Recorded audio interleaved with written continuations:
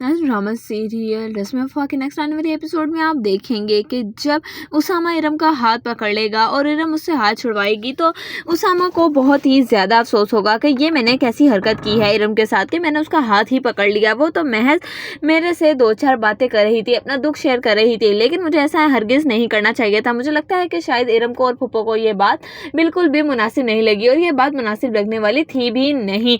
मुझे अपने आप पर अफसोस हो रहा है। इरम सोचेगी कि ये तो बहुत ही अच्छा हो गया है कि उसामा को अपनी इस बात पे गिल्ट रहेगा और इस तरीके से उसामा मुझसे शर्मिंदा ही रहेगा। आखिर नूर से भी तो उसने शर्मिंदगी और गिल्ट में ही शादी की थी ना, तो क्यों ना अब मैं उसामा को मज़ीद वर्गलाऊं ताकि उसका ये गिल्ट बहुत ही ज़्यादा पक्का हो जाए और इस तरीके से उसामा नूर को छोड़कर मुझसे शादी करने पर मजबूर हो जाए, क्योंकि उसके पास फिर कोई और ऑप्शन रहेगा ही नहीं। मेरे दिमाग में ये आइडिया पहले क्यों नहीं आया? अगर तो मैं ये सब कुछ पहले कर लेती तो शायद अब उसामा मेरे पास होता। वैसे तो बहुत ही ज़्यादा चालाक बनी फिरती है ना नूर। अब देखूंगी मैं कि किस तरीके से नूर की ज़िंदगी में उसामा रहेगा। उधर आप देखेंगे कि ये तमाम तर मशवरे उसको उल्टे सीधे अलिशबा दे रही होगी, लेकिन ये बात तो जानती ही नहीं है इरम के सारा का सारा किया धरा अलिशबा का है। असल में तो वो नूर को रास्ते से हटाकर इरम को भी रास्ते से हटा देगी, क्योंकि वो अच्छे तरीके से जानती है कि इरम को रास्ते से हटाना कोई बड़ी बात नहीं है, क्योंकि नूर तो उसकी बीवी है, उसको हटाना